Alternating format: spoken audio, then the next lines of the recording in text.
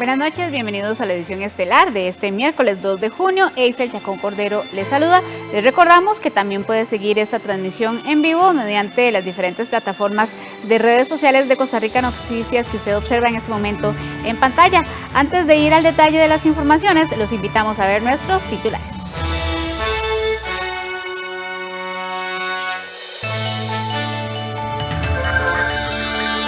El proyecto de empleo público sí afectará el funcionamiento y la organización del Poder Judicial. A esa conclusión llegaron de forma unánime los magistrados de Corte Plena.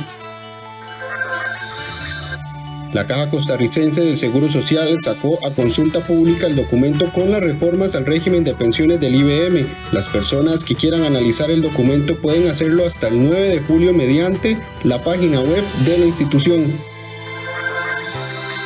Anthony Blinken, secretario de Estado de los Estados Unidos, se despidió de Costa Rica este miércoles tras su visita oficial en la que prometió donación de vacunas contra la COVID-19 para nuestro país.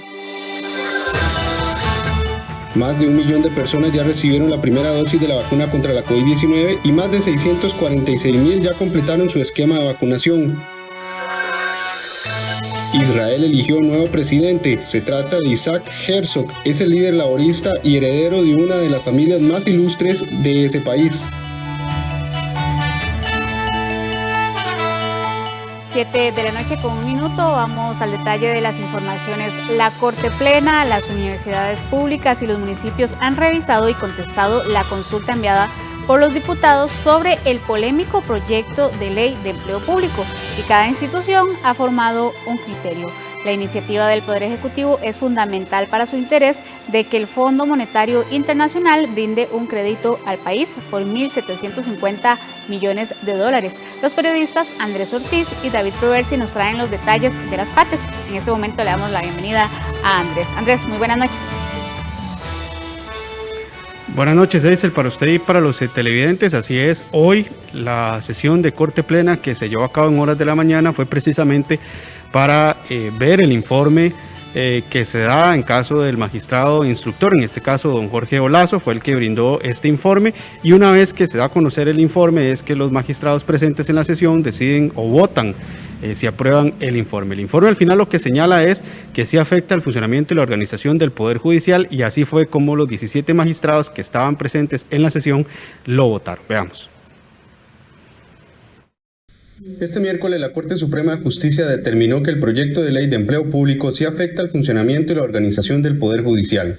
De manera unánime, los 17 magistrados presentes en la sesión votaron por aprobar el informe del magistrado Jorge Olazo, donde se define su afectación. El informe señala, entre algunas cosas, la persistencia de incluir al Poder Judicial en una normativa general de empleo público sin tomar en cuenta su naturaleza jurídica. Además, que sigue siendo la entidad gubernamental, por ende, externa al Poder Judicial, que abarca mayormente las competencias sobre lo que se ha denominado la gobernanza del Sistema General de Empleo Público.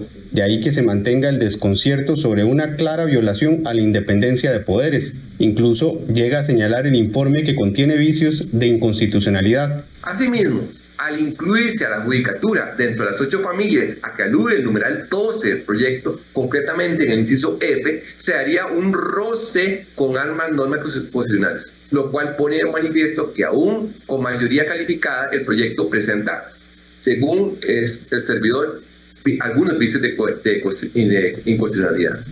Los magistrados calificaron como nefasto y un tipo de caballo de Troya. En este sí tiene un poco más de detalle sobre algunos aspectos y también profundizó sobre algunos temas que son relevantes para nosotros, como tiene que ver, como usted señala, la independencia económica y lo que tiene que ver con independencia judicial. En algunos momentos he señalado que, y cuando hemos discutido temas de presupuesto y algunos otros temas que tienen que ver con este poder de la República, que a veces siento que nos trataran como si fuésemos un ministerio más. Quedo más y más convencido de que este es un proyecto absolutamente nefasto para la independencia del Poder Judicial. No me cabe absolutamente ninguna duda de que este proyecto lo que hace es consagrar como una especie de caballo de Troya al Mideplan para minar la independencia del Poder Judicial. Por su parte, los gremios sindicales del Poder Judicial también mostraron su posición ante el proyecto y ante la decisión de los magistrados. Bueno, básicamente es por la afectación al principio de la división de poderes, ¿verdad? Y de la independencia judicial, al establecer a Mideplan como un ministerio que estaría, digamos, tendría un papel protagónico en la elección y evaluación, digamos, de lo que es la judicatura y todas las otras puestos o dependencias del Poder Judicial, ¿verdad? 5 magistrados de la Sala Constitucional se inhibieron del conocimiento de la consulta debido a un eventual análisis que deban hacer ante la consulta constitucional. Bien, nada más aclarar que en la nota señalábamos que 5 magistrados de la Sala Constitucional se inhibieron. En este caso nos confirman que se trató de 6. Don Fernando, el presidente de la Corte, no se inhibió. Él es también magistrado de la Sala Constitucional y participaron 3 magistrados suplentes de la Sala en esta votación, donde fueron 17 magistrados que decidieron por aprobar el informe. Para ampliarnos sobre eso nos encontramos con don Fernando Cruz, presidente de la Corte Suprema de Justicia. Don Fernando, gracias por atendernos. Buenas noches. La posición que queda ya plasmada con la decisión de la Corte, 17 magistrados participaban, 17 decidieron que sí afecta al funcionamiento de la organización del Poder Judicial. ¿Qué refleja eso y qué es lo que señala precisamente el informe? Buenas noches. Buenas noches. Bueno, esta es la tercera ocasión en que el magistrado Lazo le corresponde, porque como ya había hecho informes anteriores, si mal no recuerdo, creo que esta ley tal vez se ha consultado a la Corte 4 veces, pero sí le han correspondido 3 veces al magistrado Olazo. Don Jorge Olazo señaló 3 o 4 aspectos que son fundamentales. En primer lugar, señala que obviamente, como lo dicen los informes anteriores, no es posible que una autoridad administrativa del Poder Ejecutivo tenga incidencia o sea órgano rector sobre el sistema judicial en materia salarial. En segundo lugar, mencionó viejos fallos de la Sala Constitucional del 91, en el que señaló que no se podía incidir en la estructura salarial, porque la estructura salarial del Poder Judicial era parte del poder, de la condición de poder del Estado. Es un fallo del 91.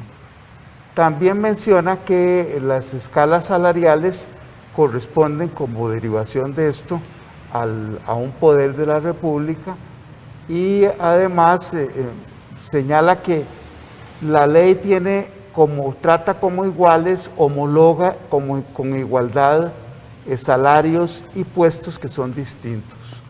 Y por esa razón es que señala que, por ejemplo, el tema disciplinario, hay una norma constitucional que le da la potestad de autorregulación a la cúpula judicial sobre ese tema. Y finalmente, sobre el tema disciplinario, pues tampoco puede tener incidencia ni en la forma en que se determinan los puestos. Menciona ahí un concepto muy interesante de cómo se toma como referencia el salario del señor presidente, y ahí de nuevo tiene ese defecto de igualar lo que no es igual, y no se puede tratar como igual lo que es desigual. Las condiciones del presidente de la República son muy diferentes a otras funciones de la administración pública o del Estado en general. Don Fernando, algunos magistrados hoy señalaron o hicieron también algunas comparaciones como un tipo de caballo de Troya, el proyecto, incluso también señalaron que a veces ustedes, o por lo menos la magistrada, doña Patricia Solano, fue la que señaló que a veces sienten que los tratan como si fueran un ministerio. ¿Esa es la posición en general que tiene la Corte específicamente sobre este proyecto? Bueno, el informe del magistrado Lazo es muy claro. Yo no puedo hablar de qué piensan todos los magistrados sobre el tema. Lo que sí es cierto es que cuando usted pone como órgano rector a un órgano de la administración del Poder Ejecutivo, entonces convierte en un órgano sujeto o un ministerio al Poder Judicial. Eso sí es cierto, y es la discusión que tiene que darse en lo que venga en el futuro, dependiendo de cómo resuelva o cómo vote la Asamblea Legislativa. Don Fernando, en los últimos 2 semanas se ha cuestionado mucho la independencia judicial. Ha sido un cuestionamiento que viene casi que directo de los gremios sindicales, señalado por el tema del relator, que no se le permitió dar su exposición, por la resolución de la sala ante la reforma a pensiones. Es un tema importante en este momento para la Corte, la independencia judicial y la división de poderes. Siempre lo ha sido, porque constantemente un poder tan débil políticamente como el Poder Judicial, cuyos jerarcas son designados por el Parlamento, siempre está tratando de mantener su independencia, y eso es una dificultad histórica de siempre y en el derecho comparado igual, ¿verdad? Don Fernando, por último, usted le dijo a compañero David Roversi hace unas semanas o meses que ustedes podrían analizar algo que nunca se había hecho en el país, que era ustedes mismos enviar el proyecto a consulta a la Sala Constitucional. ¿Todavía se plantea o con la posición de hoy ya esto varía un poco el panorama? Creo que por el momento no sería eso la respuesta. Hay otros instrumentos para poderlo hacer. Primero, la consulta facultativa, que podría provenir de algunos parlamentarios o parlamentarias, tomando nuestros argumentos, porque además si lo hacen, lo que hacen es como ponerle un seguro, blindar al proyecto, porque si el proyecto resiste el razonamiento de la sala, ya queda más difícil hacer una acción. En un futuro se podría plantear una acción si es que no hubiera una consulta facultativa que le corresponde en principio a los diputados. Pero es cierto que la Corte puede hacerlo. Lo que pasa es que nunca se ha hecho. Probablemente políticamente no pueda ser bien visto, pero en la ley de la jurisdicción constitucional se prevé la posibilidad de que Corte, frente a un proyecto, pueda plantear directamente una consulta, cosa que me parece muy acertada de la ley. Don Fernando, por último, nada más indicarle, en el informe se señala posibles vicios de inconstitucionalidad. Usted como magistrado de la Sala Constitucional, que no se inhibió, ¿valora que el proyecto tal y como le llegó a ustedes a esa consulta tiene vicios de inconstitucionalidad? A mí no me cabe la menor duda desde mi perspectiva, por supuesto. Por eso es que yo no puedo integrar la sala en una consulta.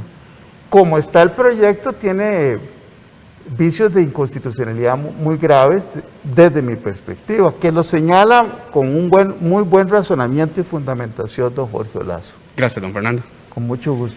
Don Fernando Cruz, presidente de la Corte Suprema de Justicia, que nos da una amplia explicación de la decisión que han tomado hoy los magistrados. Vamos a hacer un pase con nuestro compañero David Roversi, que se encuentra en la Asamblea Legislativa, que cubre lo que ha sido todo este proceso y también ya tiene unas respuestas, algunas versiones sobre la decisión que ha tomado la Corte y otras instituciones también a quienes se les ha consultado el proyecto. David, tiene más información.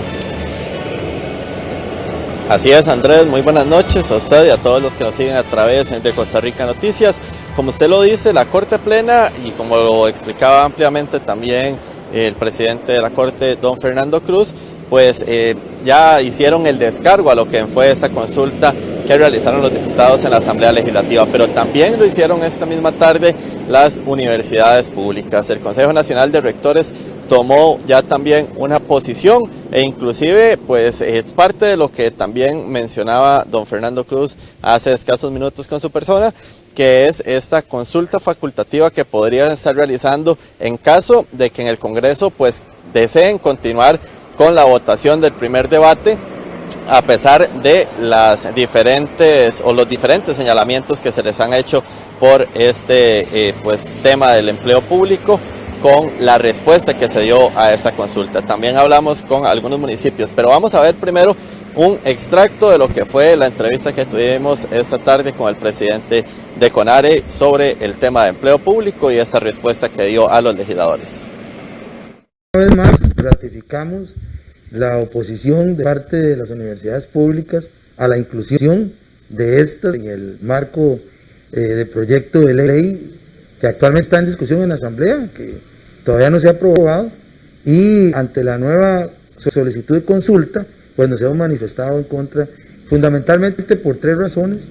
La primera es que es un proyecto que viola directamente los principios constitucionales que crean, tutelan y protegen la universidad pública.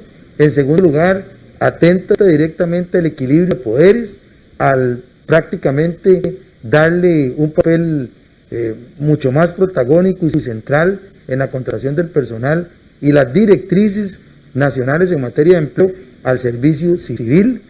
Y finalmente, porque definitivamente no es un proyecto que venga a contribuir de manera sustantiva al ahorro, tal y como se ha venido comunicando.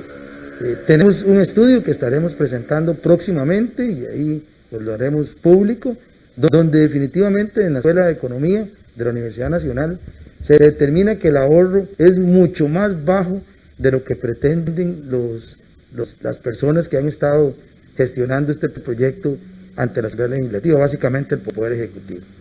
Don Francisco, ahora, se responden las consultas, ya empezaron las instituciones, ya hay algunos municipios que lo han hecho, lo hicieron ustedes, lo hizo Corte Plena. ¿Qué sigue? Porque sabemos que ahora los diputados, vendrán a este primer debate, a esta votación, pero ¿qué sigue para ustedes? Pues nosotros creeríamos y confiamos que esta votación permita, una vez más, a que las personas diputadas puedan reconocer que no es el proyecto lo suficientemente claro, coherente, y que es un proyecto que no tiene, sinceramente, todavía la madurez suficiente para ser aprobado.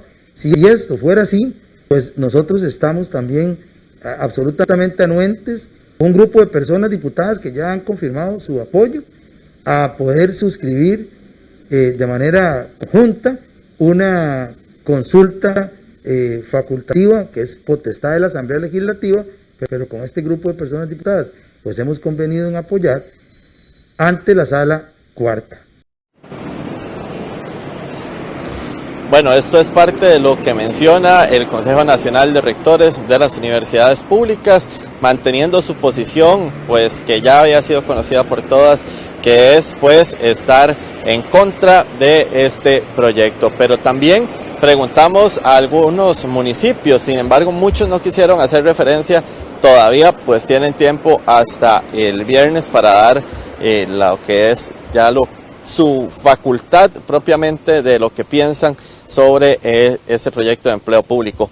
Pero quien sí lo hizo fue el alcalde de Cartago, Mario Redondo, quien asegura que ellos sí van a estar apoyando el proyecto de empleo público. Bueno, la Municipalidad de Cartago acordó el día de ayer, martes, apoyar en principio la iniciativa de ley de empleo público con algunos ajustes y observaciones a efecto de mejorar. En realidad nos fue consultado el texto que fue considerado hace varias semanas, que empezó a conocerse en comisión. Ese texto ya ha sido modificado, varias de las observaciones que hace la municipalidad ya están incorporadas.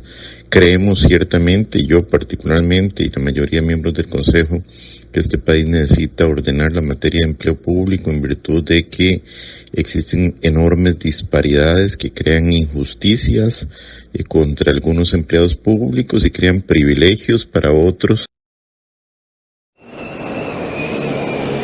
Bueno, esta es la posición, como les decimos, propiamente de la municipalidad de Cartago. Evidentemente otras municipalidades se han manifestado contrario al tema de empleo público anteriormente y vamos a ver cuál es la posición ahora, la respuesta a esta consulta de los diputados. Pero bueno, ¿qué dicen los mismos legisladores sobre estas primeras reacciones que se han presentado en horas de la tarde? Algunos aseguran que se les había advertido al Poder Ejecutivo. El Poder Ejecutivo pues mantiene que será la Sala Constitucional la que finalmente decida, a pesar de los criterios de CONARE o la Corte Plena. Veamos.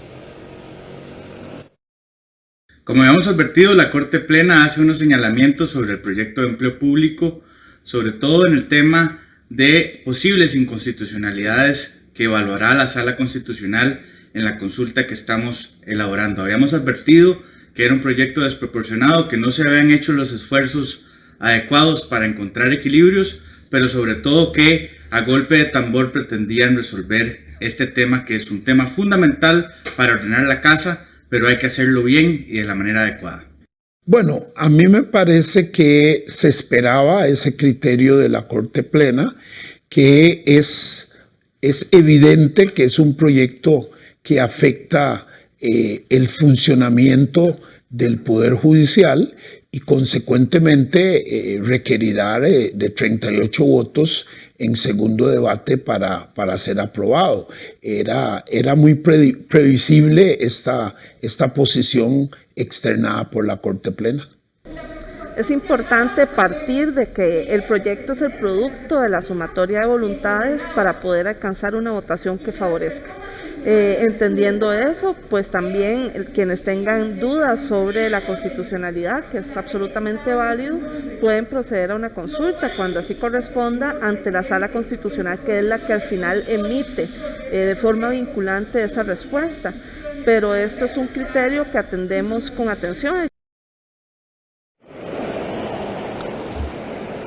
Televidentes, Eisel, pues este es el amplio panorama de todo lo que está ocurriendo con el proyecto de empleo público. Evidentemente la próxima semana dará muchísimo de qué hablar acá en el Congreso. Podría llegar la votación del primer debate y posterior pues la consulta a la Sala Constitucional. Así que bueno, vamos evidentemente a estar detrás de la noticia acá en Costa Rica Noticias para poder llevarles a ustedes la información de primera mano. Eisel, con esto vamos a volver con usted al set principal que tiene más de Costa Rica Noticias. Gracias a nuestros compañeros Andrés Ortiz y David Rubersi por esta amplia información de un tema que, como bien lo dicen ellos, pues ha generado mucha controversia y diferentes reacciones a lo largo de los últimos meses. Vamos a cambiar de tema. El gobierno de Costa Rica condenó las acciones desplegadas en Nicaragua contra la oposición política y reiteró la importancia de respetar el pluralismo y la libertad de expresión. Esto luego de que la policía irrumpiera en la casa de la candidata opositora a la presidencia, Cristiana Chamorro, con una orden de detención. El allanamiento se produjo minutos antes de que la candidata realizara una conferencia de prensa para expresar su rechazo al bloqueo judicial de su candidatura presidencial. El gobierno de Costa Rica manifestó su profunda preocupación por las acciones adoptadas en contra de Cristiana Chamorro y hace un llamado para que se detengan las medidas que no solamente comprometen el espacio cívico y democrático, sino que además alejan la perspectiva de elecciones justas, libres e inclusivas. 7 de la noche con 22 minutos, es hora de hacer nuestra primera pausa comercial, pero le adelantamos que el secretario de Estado de los Estados Unidos se despidió de Costa Rica este miércoles tras su visita oficial, en la que prometió donación de vacunas contra la COVID-19 para nuestro país. Ya casi volvemos con el detalle después de la pausa.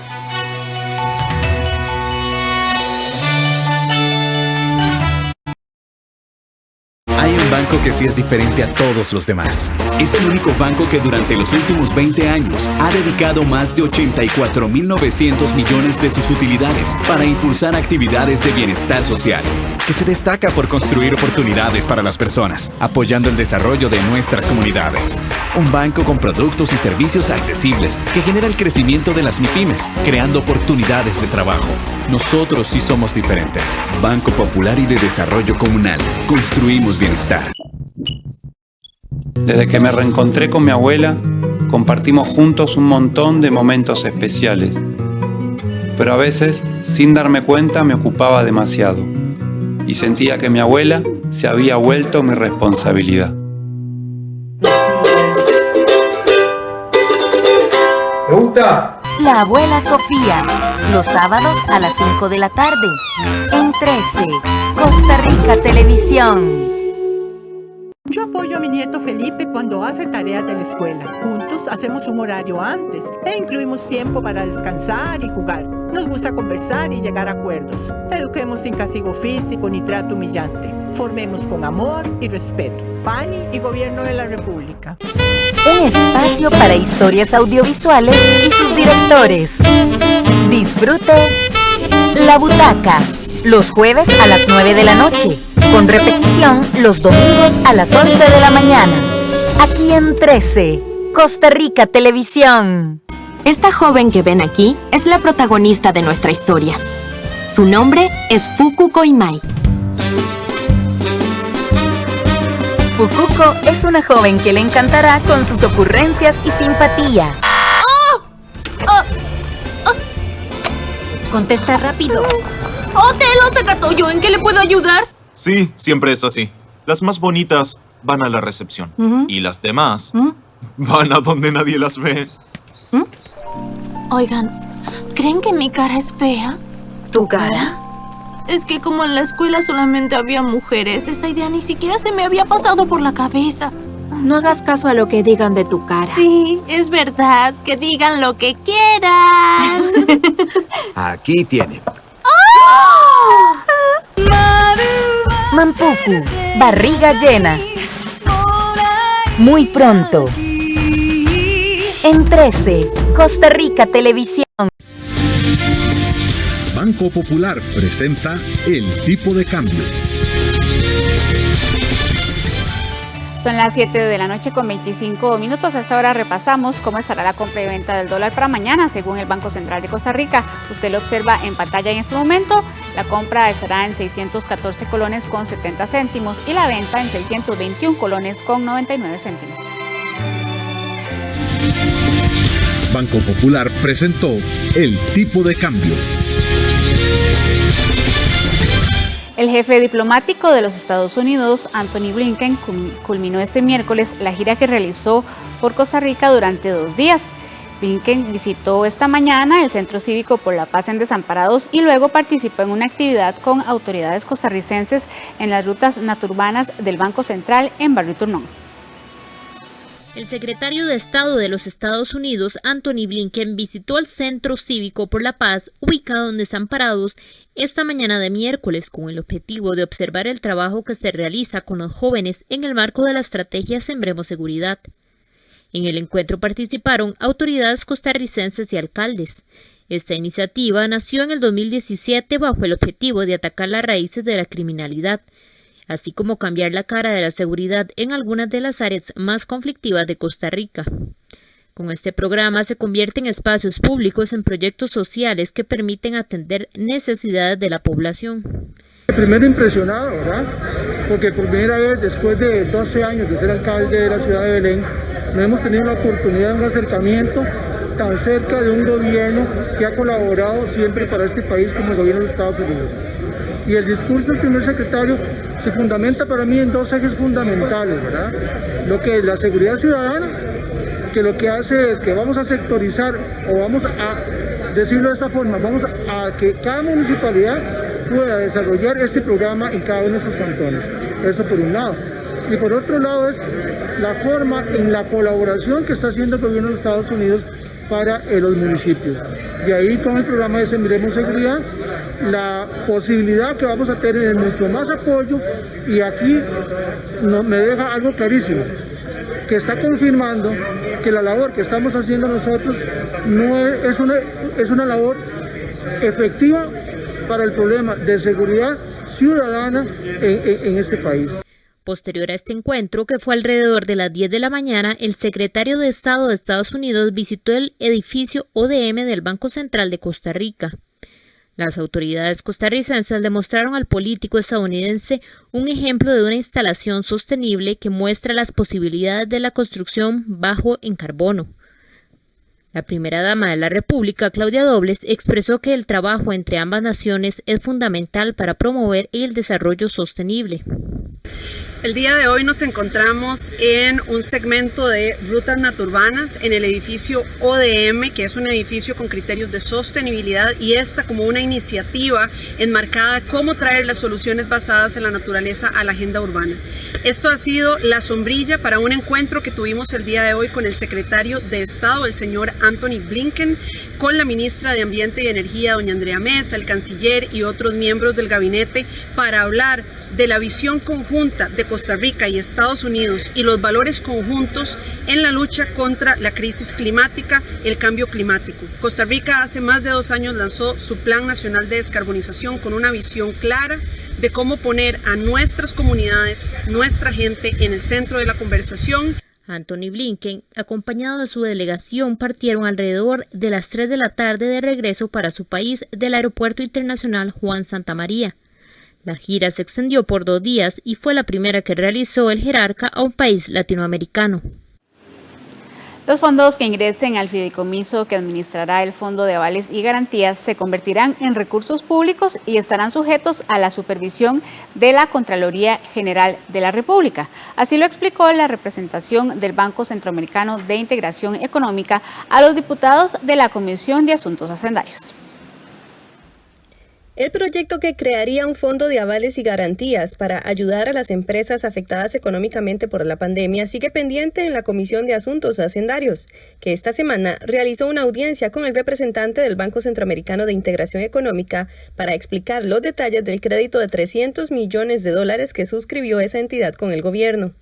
Es básicamente una función muy pasiva de administrar los recursos que se reciben para que tengan o para que estén separadamente de los recursos destinados exclusivamente para la atención de las necesidades de poder entregar esos avales y esas garantías a las entidades financieras que así lo soliciten. Entonces, sí, efectivamente va a haber un consejo rector. Ese consejo rector va a tener que determinar cuáles van a ser las leyes y los reglamentos. En eso el BESIE no participa. El BESIE va a recibir esas instrucciones y a como las reciba, así las va a atender, y que concretamente sería en el momento que se le determine que pague un determinado aval a la institución financiera que así lo apruebe el consejo rector. Esa sería básicamente la función del banco. El manejo del fideicomiso era una de las grandes dudas que tenían las y los diputados. Se verifica la figura, cuál es la figura más conveniente para generar precisamente la estancia en el fiduciario que está propuesto por parte del gobierno sobre el BCIE. Se tiene que estimar si existe alguna proyección para poder establecer aquellos sectores afectados y los términos de cobertura. Sobre eso se está basando también para poder ajustar la normativa de este texto a la normativa nacional en temas de prescripción propiamente. Así que me parece que en las próximas días o semanas vamos a poder avanzar de manera definitoria con este tema. Es un proyecto que tiene muchísimos detalles. En un principio se quiso aproximar una solución simple, ¿verdad?, que pudiese avanzar por vía reglamentaria para ponerla en marcha pronto. Sin embargo, ha habido un interés de poder tener clarificaciones en el expediente. Por ejemplo, garantizar el acceso distribuido para los diferentes sectores o el porcentaje de cobertura, que en este momento está para 75%, del acuerdo al que nos estamos acercando. Son muchísimos elementos y requiere una atención artículo por artículo. El proyecto establece la creación de un fondo que estaría financiado por $300 millones provenientes de un empréstito con el Banco Centroamericano de Integración Económica, el cual pretende respaldar hasta por un 70% las pérdidas de las empresas afectadas por la crisis de la pandemia. La iniciativa establece que los recursos serán administrados mediante un fideicomiso, los cuales serán desembolsados en un solo tracto, así como lo confirmó el representante del banco ante esta comisión. Un proyecto de ley pretende reformar la ley de asociaciones y cooperativas del Infocop para que esta institución pueda realizar la venta directa de los bienes que posee y que han sido obtenidos por procesos judiciales. Según las estadísticas de la legisladora proponente, Infocop podría vender más de 124 propiedades que hoy generan gastos millonarios por el concepto de mantenimiento. El Instituto Nacional de Fomento Cooperativo, Infocop, podría agilizar la venta de bienes que posee producto de su labor cobratoria. Esto si logra avanzar un proyecto de ley presentado por una legisladora del Partido Liberación Nacional. La iniciativa pretende habilitar a la institución para que pueda realizar la venta directa de los bienes que posee y que han sido obtenidos en procesos judiciales. De generar una norma habilitante para que el Infocop pueda vender de forma directa todas aquellas propiedades que por morosidad en las operaciones crediticias ha tenido a través de los procesos judiciales que adjudicarse como propias. Entonces, también estamos habilitando para que el Infocop pueda suscribir contratos, ya sea leasings, tanto financieros como operativos, usufructos, con todas aquellas cooperativas para poder poner a producir además esas tierras o que las pueda alquilar a cualquier otra cooperativa. El Infocop posee actualmente más de 124 propiedades que le generan a la institución gastos por mantenimiento superiores a los 1.000 millones de colones. Por esto la legisladora asegura que hay que liberar a la institución de esos gastos para que pueda competir. Y ciertamente lo que tenemos que hacer es adecuar las instituciones del Estado a la realidad y el entorno en el cual se desarrollan para que puedan competir, en este caso Infocop, con las demás instituciones y entidades financieras. Es un proyecto que va a permitir el desarrollo, va a permitir devolverle a las cooperativas la posibilidad de seguir utilizando tierras que vengan a generar dinamismo en la economía de las localidades, sobre todo en las áreas rurales, pero también una reactivación económica y que la institución del Estado no se llene de propiedades que sencillamente hoy están en desuso. El Infocop se vio inmerso ayer en un gran escándalo cuando su presidente ejecutivo presentara la renuncia y dijese que esta institución estaba gobernada por una mafia. Cambiamos de tema. La Caja Costarricense de Seguro Social someterá a consulta pública su propuesta de eliminar la pensión anticipada y aumentar de 20 a 25 años los salarios para cotizar a una pensión del régimen del IBM. Durante las últimas semanas, la Caja Costarricense del Seguro Social ha venido analizando en su junta directiva una serie de cambios para fortalecer el régimen de invalidez, vejez y muerte. Entre los cambios propuestos está eliminar gradualmente la pensión anticipada sin costo a partir del 2025, así como calcular la pensión con los mejores 25 años de salario cotizados en toda la vida laboral. Hoy se utilizan los últimos 20 años. Y después de 300 cuotas, es decir, 25 años de cotización, la persona recibirá un 1% por cada año adicional. Pero son propuestas, de nuevo, donde el mayor impacto viene del cierre de la ventana de la pensión anticipada de forma gradual para que tengamos la misma edad mínima de jubilación que tuvimos cuando se creó el IBM en 1947, a pesar de toda la transformación demográfica que hemos visto en nuestra sociedad y el aumento, gracias a Dios, en la expectativa de vida, no solo al nacer, sino la expectativa de vida futura a los 65 años, de las cuales gozamos todos hoy como costarricenses. Sin embargo, estas propuestas no han sido bien vistas por ciertos sectores. Por esta razón, la Caja del Seguro Social anunció que desde este 2 de junio y hasta el 9 de julio del 2021 habilitará un micrositio para la consulta pública sobre las 3 medidas propuestas para fortalecer el IBM. Lo que se ha venido haciendo es socializando con sectores organizados de diferentes segmentos de nuestra sociedad. Y en este momento lo que se está haciendo es, a través de espacios y canales como este, es socializar a la ciudadanía en general para explicar cuáles son los elementos propuestos para la reforma.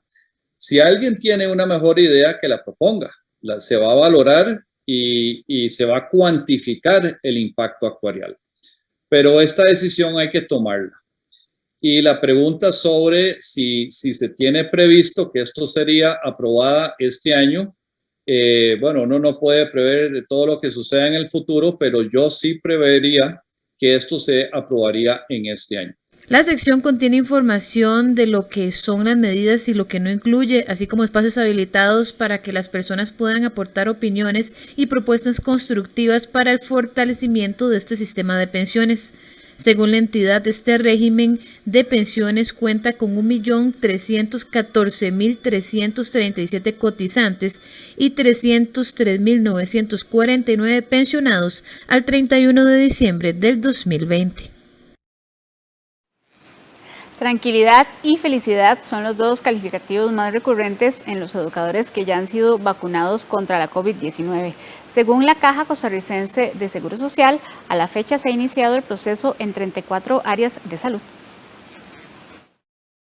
La vacunación en docentes inició ya hace varios días. A la fecha se contabilizan al menos 34 áreas de salud que ya arrancaron con el grupo 4, donde se encuentran los educadores. Este proceso viene acompañado por sentimientos de felicidad y tranquilidad por parte de los docentes que ya han sido inmunizados.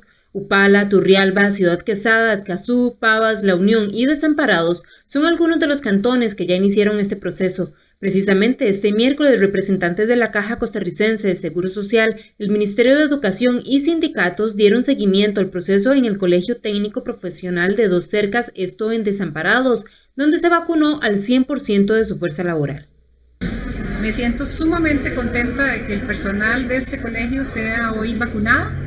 Eso nos va a dar más seguridad para poder laborar con nuestros estudiantes que amamos y deseamos verlos en las aulas. Estamos sumamente felices y vamos a exhortar a aquellas personas que no quieran vacunarse que se vacunen, porque definitivamente esta es la protección que necesitamos todos. Muy contento de que el personal docente y administrativo de nuestras instituciones pues sea vacunado y sea protegido para que puedan laborar con seguridad y con mucho entusiasmo con los estudiantes de nuestra dirección regional. Importante rescatar y enviar un mensaje a todos los educadores y todos los profesores. Aprovechemos esta oportunidad, creo que es muy importante, somos un grupo de personas que estamos constantemente en relación con población estudiantil, con compañeros docentes, con padres de familia, y la única forma de estar trabajando seguros es vacunarnos, y nosotros nos protegemos y protegemos a las demás personas que están alrededor de nosotros. Se espera que la vacunación a esta población brinde las condiciones necesarias para garantizar la continuidad del curso lectivo, el cual fue suspendido a finales del mes de mayo por al menos 8 semanas. El sentimiento recurrente entre los ya vacunados es la felicidad y la tranquilidad para poder así continuar con el proceso educativo. Muy contentos con todo lo que es el proceso de vacunación. La verdad es que desde el principio sabíamos que el sector educativo era prioritario, porque los jóvenes y niños en esta pandemia son de los que más han padecido esta situación. Creemos firmemente en que el esfuerzo realizado tanto por la Junta Paritaria, con la señora ministra y todos los funcionarios del MEP hacen posible hoy que ya estemos vacunados al 100% en nuestra institución. Eso nos va a colaborar, ¿para qué? Para que esa brecha educativa que se ha abierto en estos años podamos ir cerrándola poco a poco. Estoy muy complacida por estar vacunada porque es un medio de protección para poder iniciar las clases después de este periodo de vacaciones. La Comisión Nacional de Vacunación y Epidemiología aprobó el pasado 18 de mayo la vacunación del personal de centros educativos, quienes deben de ser incluidos en un registro preliminar emitido por cada centro educativo y cotejado así con las áreas de salud correspondientes. Precisamente una campaña similar mantuvo esta semana la Municipalidad de Escazú, quienes habilitaron entre el lunes y hoy miércoles un nuevo vacunatorio exclusivo para educadores, con el propósito de inmunizar a la mayor cantidad de docentes del cantón. Claro, es un sentimiento como de tranquilidad, porque sea lo que sea, lo ayuda a uno a minimizar la parte de todo lo que es el COVID, ¿verdad? Cómo va a reaccionar uno si le diera el COVID, ya con una protección de la vacuna se siente un poquito más seguro. Nos dan, sentimientos de seguridad primero, y la idea de retomar con la mayor normalidad las clases presenciales en el aula, que son fundamentales porque el sistema combinado a veces no funciona como uno esperaría. Los chicos los vemos cada 2 meses, entonces se corta mucho el proceso de enseñanza-aprendizaje. Entonces nos da la seguridad que ya vamos a poder retomar con mayor seguridad el aula y vamos a poder retomar con mayor tranquilidad el proceso de enseñanza-aprendizaje en las aulas con los chicos. El curso lectivo se retomará en formato bimodal el próximo 12 de julio y terminará en el mes de enero del 2021. 7 de la noche con 43 minutos. A esta hora hacemos un repaso por los datos epidemiológicos que brinda el Ministerio de Salud. Para este 2 de junio se reportan 2.319 nuevos contagios para un total desde que inició la pandemia de 323.598. Las cifras de fallecidos lamentablemente siguen en aumento. Se reportan 24 personas fallecidas en las últimas 24 horas para un total de 4.098 decesos desde que inició la pandemia. Las personas internadas, hay un pequeño error en esta pantalla, son 1.353. De este total, 524 están en unidades de cuidados intensivos. Para hoy 2 de junio, la Caja Costarricense de Seguro Social dio un reporte del avance en la vacunación. Hasta este momento han recibido la primera dosis 1.012.339 personas y ya tienen el esquema completo, es decir, las 2 dosis de Pfizer, 646.346 personas. Además, la Caja Costarricense de Seguro Social anunció este miércoles que luego de varias gestiones y solicitudes ya autorizaron vacunar a los médicos internos universitarios que van a brindar sus servicios a los diferentes hospitales y clínicas de la Caja Costarricense de Seguro Social. Vamos a hacer una pausa. Cuando regresemos tendremos la información deportiva y les contamos y les adelantamos que los legionarios de la MLS es la que más nutre a la selección nacional en Liga de Naciones. Los detalles al volver con nuestra compañera Andrea Salazar.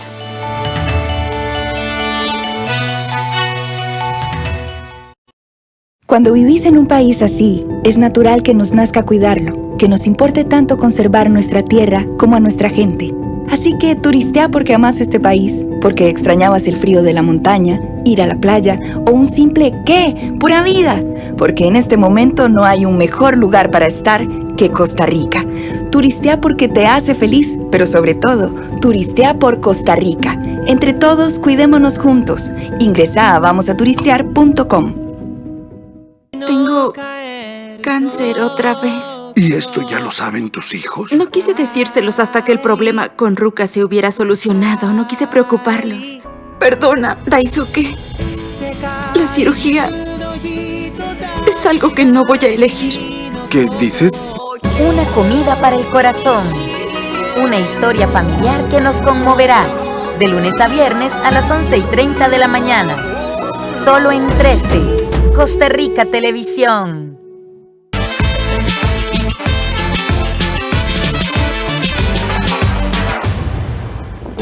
Las frías temperaturas de los Andes han obligado a sus pobladores a adaptarse con inteligencia. Esta semana en Economía Creativa, conozca los huertos subterráneos de Bolivia. Ver en el altiplano en tanta helada y este tipo de producción es un paraíso. Economía Creativa, domingo 6 de junio, 8:30 de la mañana, con repetición a las 9 de la noche. Por 13, Costa Rica Televisión. En conmemoración del Día Mundial del Ambiente, UNED presenta Marino Las Paulas, un documental dedicado a uno de los lugares más mágicos y ricos en fauna de este país. Miércoles 2 de junio, 9:30 de la noche. Con repetición, sábado 5 de junio, 4:30 de la tarde. Por 13, Costa Rica Televisión.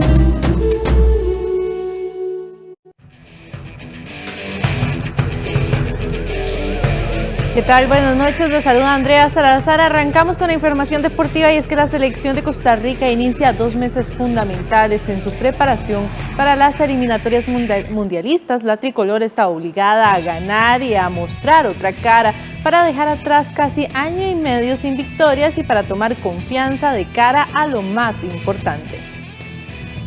El técnico Ronald González y sus dirigidos están a las puertas de un momento trascendental de cara al futuro de la Sele. En 2 meses Costa Rica enfrentará el Final Four de CONCACAF, un amistoso ante Estados Unidos y la Copa Oro. La carrera iniciará este jueves cuando enfrente a México en la semifinal del nuevo torneo del área. 3 días después volverá a jugar ante los estadounidenses o frente a Honduras. Depende del resultado ante los aztecas y del enfrentamiento de los dos últimos. El 10 de junio volverá a la cancha para enfrentar a Estados Unidos, que será el último juego de preparación previo a la Copa Oro, en la que debutará el 12 de julio ante un rival aún por definir. Serán al menos 6 juegos, aunque de avanzar en Copa Oro podrían ser más. Serán los últimos antes del inicio de la eliminatoria en septiembre. Por eso, esos 2 meses son vitales para que la tricolor encuentre el camino, algo que le ha costado desde que Ronald González asumió como técnico. Para Luis Marín, quien fue asistente técnico de la Sele en las 2 eliminatorias anteriores, este tiempo es vital para planificar la fase de clasificación y para que los jugadores se adapten a la idea del seleccionador nacional. Creo que estamos en un momento fundamental y clave para que Ronald aproveche todo y lo pueda, como te digo, o que pueda montar el equipo que él pretende para la eliminatoria, porque después de la Copa de Oro será mínimo, ¿verdad? Los entrenamientos y mínimo también los días de preparación para la eliminatoria. Entonces creo que hay que aprovechar mucho este momento, este impasse y este microciclo que va a ser largo. La tricolor necesita mostrar otra cara, una idea de juego más sólida, pero también necesita ganar para retomar confianza e incluso para quitarse presión por la falta de victorias. Los aficionados costarricenses no celebran un triunfo del equipo patrio desde hace más de año y medio. La última vez fue el 14 de noviembre del 2019 ante Curazao por la Liga de Naciones. Luego pasaron 8 partidos en los que la Sele no pudo ganar. 5 derrotas y 3 empates es el balance de resultados de ese periodo, en los que incluso la Sele cayó frente a 2 de sus próximos rivales, México y Estados Unidos. Precisamente, la última vez que Costa Rica estuvo en cancha fue ante los aztecas, quienes el 30 de marzo en Austria superaron por la mínima a los dirigidos por Ronald González. Precisamente la base de la selección para la fase final de la Liga de Naciones serán claramente los legionarios, pero dentro de ellos los que son mayoría son los que actúan en la MLS.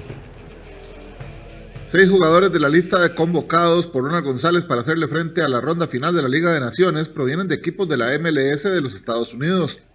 La época en que nuestros futbolistas estaban en las primeras ligas del mundo ya quedó atrás, contando únicamente con esta opción Oscar Duarte en el fútbol español, Keylor Navas en Francia y ahora Cristian Gamboa en la Bundesliga. De ellos, solo Duarte fue llamado.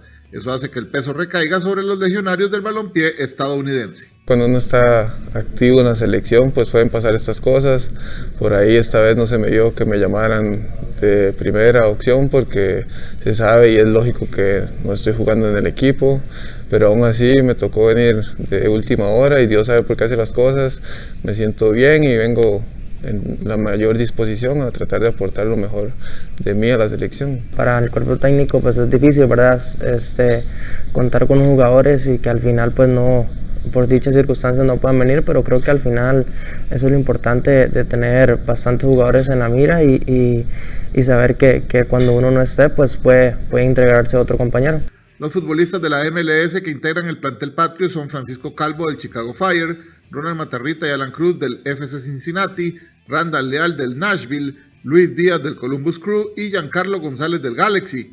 A ellos se les unen como legionarios Oscar Duarte y Celso Borges en el balompié español, Brian Oviedo proveniente de Dinamarca, Joel Campbell del León de México y Felicio Brown desde Polonia. En el campo internacional, el gobierno de Bolsonaro ya confirmó la realización de la Copa América en Brasil. Las críticas llueven debido a esta noticia.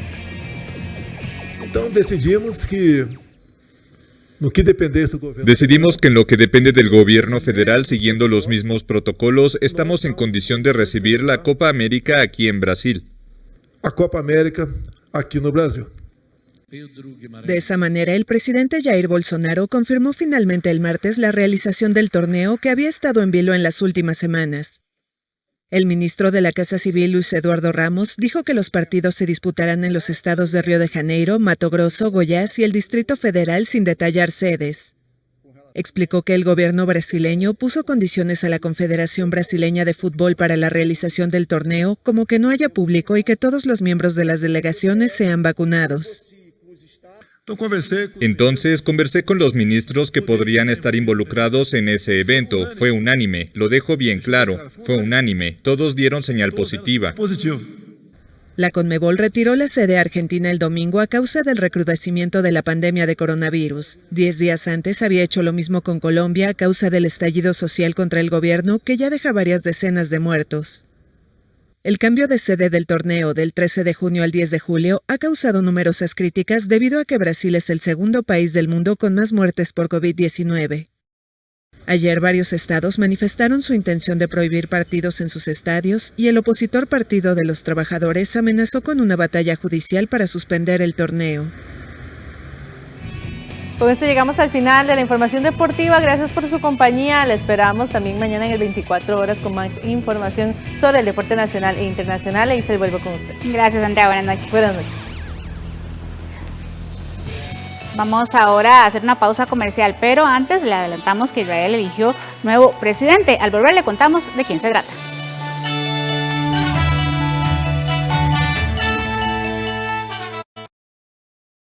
Es urgente que ahorremos agua. Mientras nos enjabonamos de las manos y lavamos los platos, cerremos la llave y al abrirla reduzcamos la presión del agua. Revisemos que no existan fugas en el servicio sanitario. Reguemos las plantas de noche y con un recipiente pequeño. Al lavar, aprovechemos el agua con una tanda completa de ropa. Por su seguridad y la protección ante el COVID-19, comprometámonos con el ahorro de agua. AIA, 60 años de llevar salud y bienestar. En nuestro espacio Dominio Documental, un equipo de televisión peruana, unos científicos y militares se adentran en la zona peruana del continente de hielo. Usted podrá conocer parte de la travesía, el arduo trabajo de investigación que realizan nuestros expedicionarios, pero a la vez dar una mirada de cerca al continente blanco. Antártida, alerta roja. Este jueves 3 de junio a las 10 de la noche, con repetición el domingo 6 a las 10 de la mañana. Aquí en 13, Costa Rica Televisión. En nuestro espacio Arte 13 presentamos un espectáculo formidable, el Ballet Bashkiria. Este domingo 6 de junio a las 2:30 de la tarde, en 13, Costa Rica Televisión. Actualidad costarricense, desencanto político, sensación de estancamiento. ¿Está en peligro la democracia? Animales políticos, a partir del 27 de junio, todos los domingos a las 7 de la noche, con repetición los martes a las 8:30 de la noche. Por 13, Costa Rica Televisión.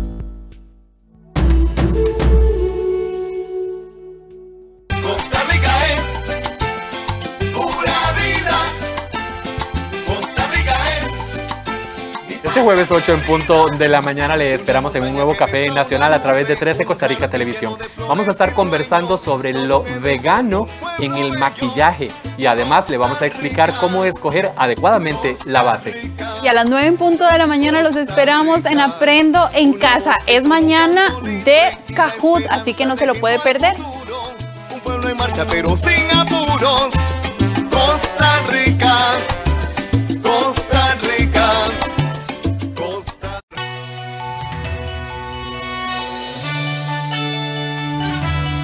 Continuamos con las informaciones fuera de nuestras fronteras. El líder del Partido Laborista y heredero de una de las familias más ilustres de Israel fue electo nuevo presidente de este país. Israel tiene nuevo presidente.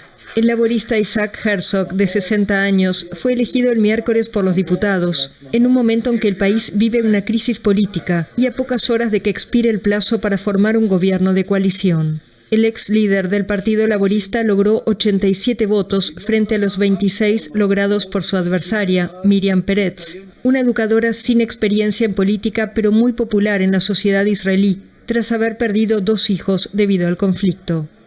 Herzog se convierte así en el 11º presidente de Israel en sustitución de Reuven Rivlin, en el cargo desde 2014. Su función es sobre todo simbólica en el país, ya que el poder ejecutivo está en manos del primer ministro. Pretendo ser el presidente de todos, escuchar cada posición, respetar a cada persona, marcar lo que nos une y construir puentes de entendimientos. La elección coincide con la recta final de las negociaciones para formar gobierno en el país. Los adversarios de Benjamín Netanyahu, el primer ministro que más tiempo ha estado en el cargo, tienen hasta la medianoche para lograr construir una coalición. Si el centrista Yair Lapid no lo logra, los diputados podrán pedir al nuevo presidente que encargue la tarea a otro parlamentario. O tal vez los israelíes tengan que volver a votar por 5ª vez en 2 años. El gobierno de Colombia comenzó a abrir este miércoles sus fronteras fluviales y terrestres con Venezuela, cerradas desde marzo del 2020 para atajar el COVID-19. Una reapertura gradual. Colombia comenzó a abrir el miércoles sus fronteras fluviales y terrestres con Venezuela, que estaban cerradas desde marzo de 2020. La medida se había tomado para intentar contener la pandemia de coronavirus días después de que se registrara el primer contagio en el país. El 19 de mayo, el gobierno de Iván Duque reabrió los pasos que lo conectan con Panamá, Perú, Brasil y Ecuador, también cerrados para evitar la propagación de la enfermedad. pero Venezuela había quedado inicialmente excluida de esa lista. El presidente venezolano Nicolás Maduro se opuso la semana pasada a una eventual reapertura unilateral de la frontera por parte de Colombia. Ambos países rompieron relaciones diplomáticas en febrero de 2019, después de que Duque reconociera al opositor Juan Guaidó como presidente encargado. El presidente de Chile, Sebastián Piñera, anunció sorpresivamente durante su informe anual que otorgará urgencia a la tramitación en el Congreso del proyecto que instaura el matrimonio igualitario en el país, rechazado por gran parte de la coalición de gobierno. Llegó la hora del matrimonio igualitario en Chile. Eso anunció el martes el presidente Sebastián Piñera durante su último informe anual ante el Congreso antes del fin de su gestión en marzo de 2022. El valor de la dignidad de todas las relaciones de amor y de afecto entre dos personas. Pienso que ha llegado el tiempo de garantizar esa libertad y esa dignidad a todas las personas. Pienso que ha llegado el tiempo del matrimonio igualitario en nuestro país. Por esta razón, anunciamos que pondremos urgencia al proyecto de ley que lleva años en el Congreso. El mandatario derechista dio así un giro a su postura sobre el matrimonio igualitario, ya que en 2019 había desechado la idea de impulsar el proyecto de ley ingresado en el Congreso por el gobierno de la socialista Michelle Bachelet. En enero de 2020, casi 3 meses después del inicio del estallido social en Chile, el Senado decidió retomar el proyecto, pero no avanzó ante la férrea oposición de gran parte de la coalición de gobierno. Desde 2015 rige en el país el Acuerdo de Unión Civil, que legaliza las uniones de parejas homosexuales, consagrando iguales obligaciones y derechos con el matrimonio entre un hombre y una mujer, pero sin admitir la posibilidad de adopción. En un comunicado, el Movimiento de Integración y Liberación Homosexual dijo que el anuncio de Piñera es un hito para la derecha política, que corre los estigmas y las barreras de la desigualdad y los prejuicios que han contaminado los sectores más homotransfóbicos del país. Argentina consiguió superar satisfactoriamente el control de calidad del Instituto Ruso Gamaleya del primer lote de la vacuna Sputnik V producido en el país suramericano. Argentina superó el control de calidad del primer lote de vacunas Sputnik V producido en el país. Así lo informó el miércoles la ministra de Salud. El Instituto Gamaleya ha confirmado el control de calidad satisfactorio de los 3 lotes de cada uno de los componentes. Son 3 lotes consecutivos del componente 1, 3 lotes consecutivos del componente 2 que se enviaron hace semanas al Instituto Gamaleya, formulados, llenados en Richmond, en Argentina, para su control de calidad. La funcionaria adelantó que el gobierno avanzará firmemente en la importación de antígenos para que Argentina sea parte de la cadena de producción. Según la planificación original, el laboratorio argentino comenzará este mes con la producción de 1 millón de dosis mensuales por un año, hasta terminar de construir una nueva planta donde se propone llegar a 5 millones de dosis por mes. Esto convertirá al país en el primero de América Latina en producir la vacuna Sputnik V, registrada en más de 60 países y cuya eficacia, según estudios, supera el 90%. Las crecidas del Río Negro en Manaos, en el norte de Brasil, alcanzaron un récord histórico. Inundaciones históricas en Manaos. La capital del estado de Amazonas, en el noroeste de Brasil, sufre una fuerte crecida del Río Negro que bordea la ciudad. Construimos pasarelas para que las personas circulen y también se convirtió en una atracción turística en nuestra ciudad. Pero como la medida del río alcanzó su mayor cota, confiamos ahora en que el río comience a bajar. A partir del momento en el que el río comience a descender, ya tenemos programado, ya compramos el kit de higiene. Además, estamos realizando la desinfección y limpieza de todas las áreas afectadas por la crecida. El agua ha inundado numerosas calles de la ciudad, cambiando los planes de muchos turistas.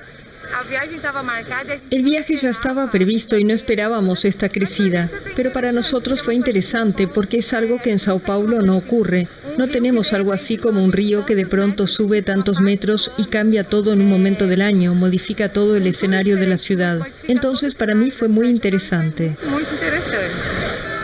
El fenómeno ocurre pocos meses después de que la ciudad de 2.200.000 habitantes enfrentara otra calamidad, la muerte de decenas de personas asfixiadas por falta de oxígeno en los hospitales durante la segunda ola de la pandemia de coronavirus.